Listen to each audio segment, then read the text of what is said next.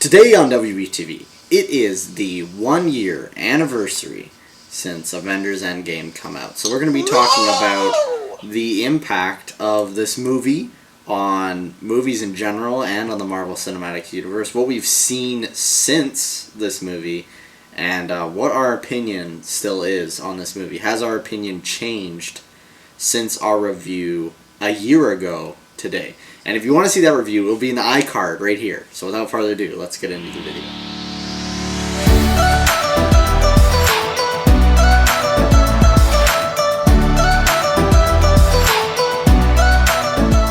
Okay, so 1 year ago today, we did Avengers Endgame review, and it came out on our channel here, Wade and Blake TV. It was an hour long. Actually, I think it might have been an hour and 20 minutes long. Yeah. It was a long boy, and but I had just come out of seeing the movie in the theater for the second time. We're in the end game now.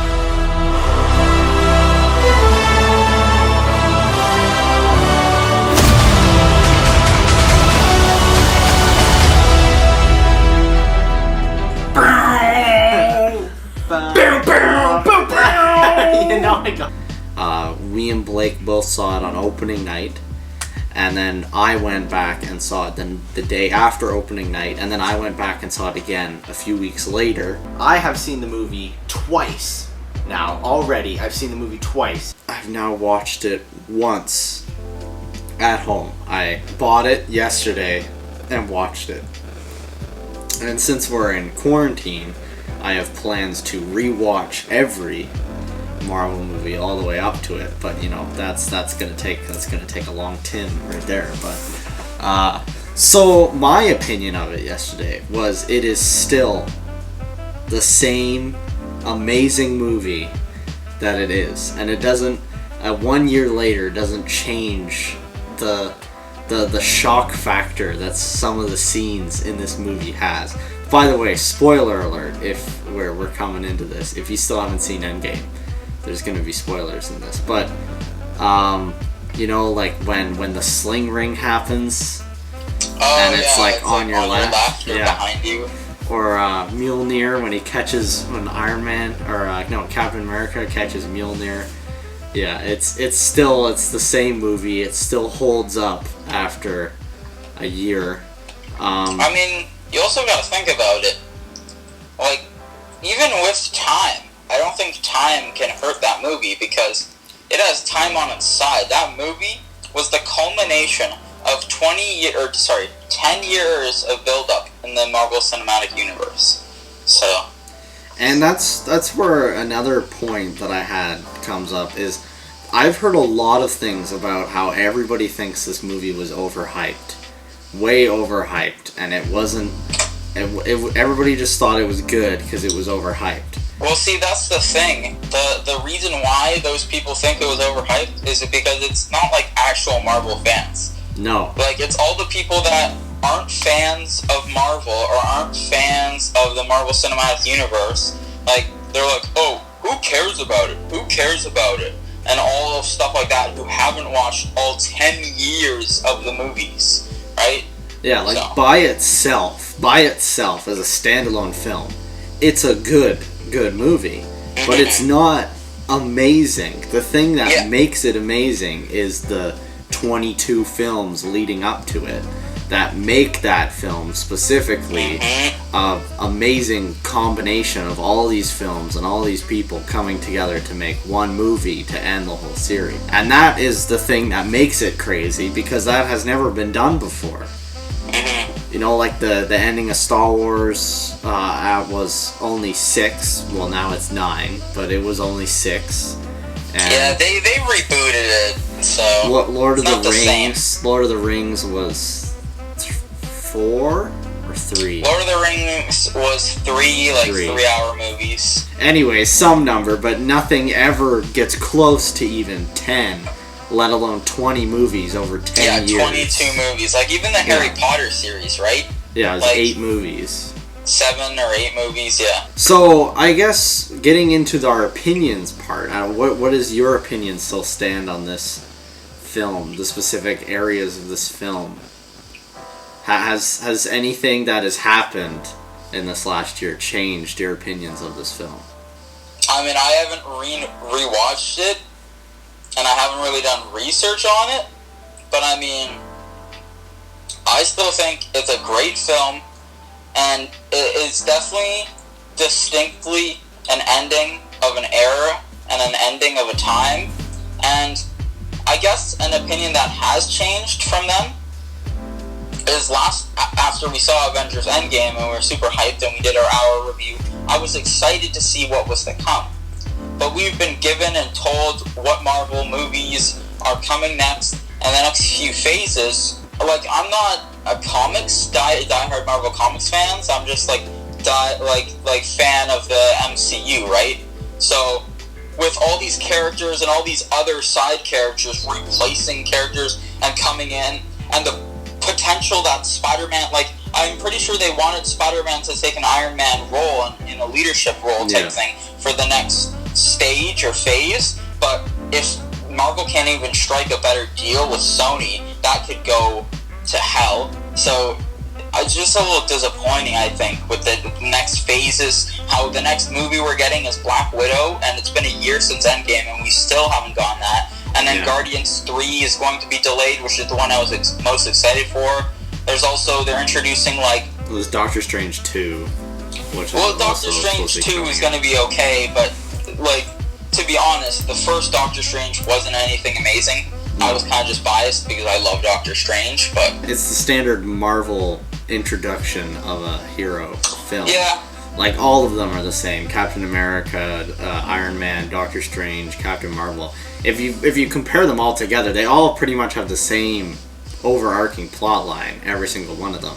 They just change the different points depending on what the villain is. Mm-hmm. I was very surprised yesterday watching it how much things had changed, in my opinion, that way.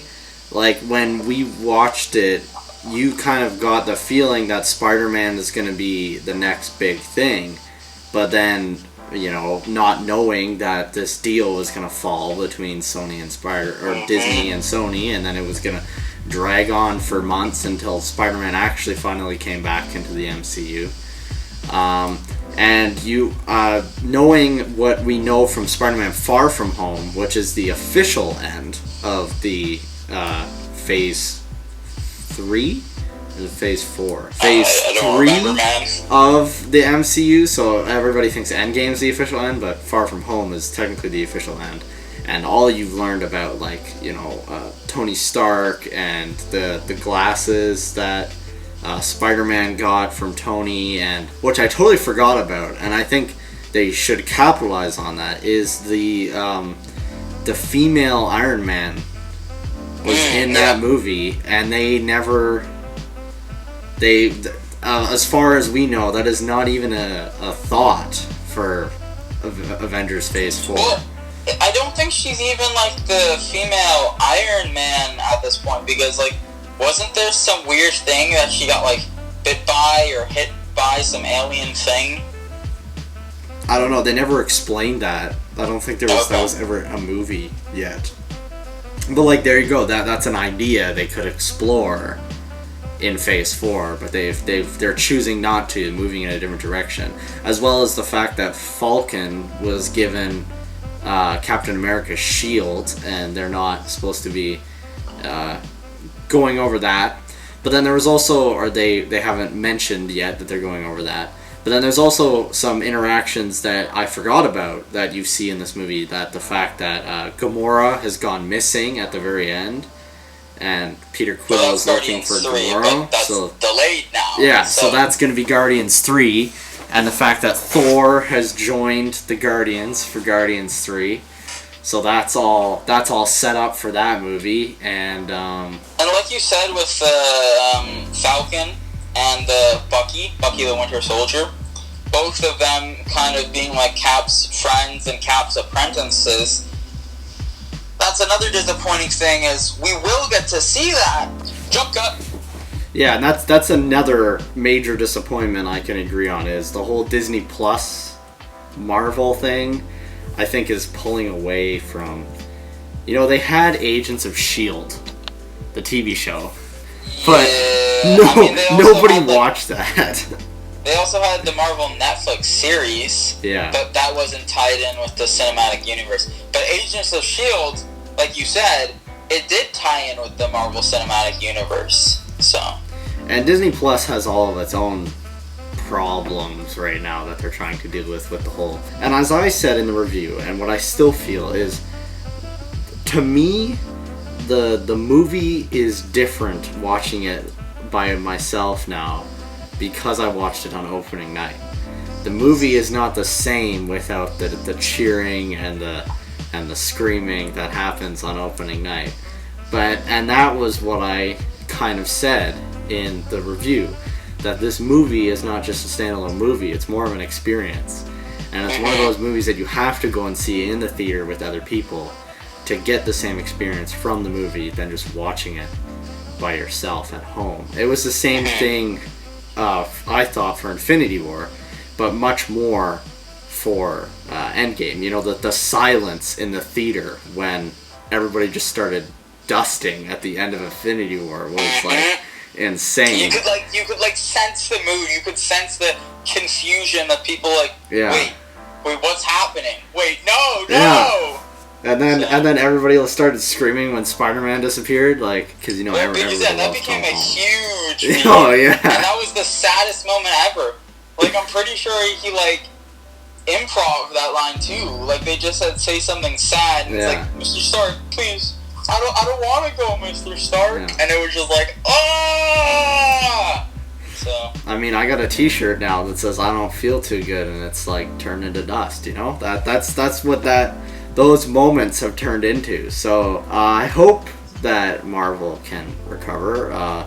As Blake forementioned, Black Widow has actually been postponed. That was announced this week because of COVID. But yeah, so I hope that it can change and go back to what it once was. I do think it's definitely going to take time. Well, yeah, as we saw, to get to the apex and the climax of the series, which was Infinity War and Endgame, that took 10 years. Yeah. So. And they had it all planned out from the beginning. Like, it wasn't just a spontaneous thought. Even though nobody could see the execution, they pulled it off. So maybe it's a one-time thing, maybe it's not. But all I can say is I'm happy that I saw it in the theater, and I'm happy that I was there. And I think it's a great movie. So if you still haven't seen Endgame, you're living underneath a rock. Go back and watch every Marvel movie if you haven't seen every Marvel movie, and then go watch Endgame. But I mean, it is true. If you have not seen any other Marvel movie and you watch Endgame, there's over 50 characters that are just thrown at you, and you're supposed to know their connections and understand their chemistry. Like, even like I know people who are more casual on watching Marvel movies, like they've watched like the odd one. Like, I've only missed 2, and I didn't watch Black Panther, and I didn't watch what's it called, the second Thor, which I've been told was horrible. That was the only reason I didn't watch it. But other than that, I've watched every other one, and I know some people who are more casual and have only watched a couple of them, and they have, like, the plot holes start to form very quickly. When you've only watched a couple of them, you start to lose out on who characters are very, very fast. So you definitely, if you haven't watched any movie, I mean, you can watch it, but it's not going to be the same. You're going to be like, where did half the Avengers go? You know? Even if you haven't watched Infinity War, I would definitely say watch Infinity War before you watch Endgame. But yeah, so thank you guys for watching this episode of WBTV. Like, comment, subscribe. I hope you guys are enjoying the celebration of Endgame. You know, one year later. Click the iCard up here to go check out the review. I'll have it in the what's it called, the description. In the description and in the at the end cards. So it'll be in the end cards over there. Yep. And share it with your family, share it with your friends, drop it in those Zoom calls, drop it in those house party calls. Like, comment, subscribe, and we will see you guys down below in the next video. Thank you guys for watching WBT. If you want to see more videos like this one, click the video on the right. If you want to see skits, click the video on the left. And make sure to click that subscribe button so you don't miss a single video.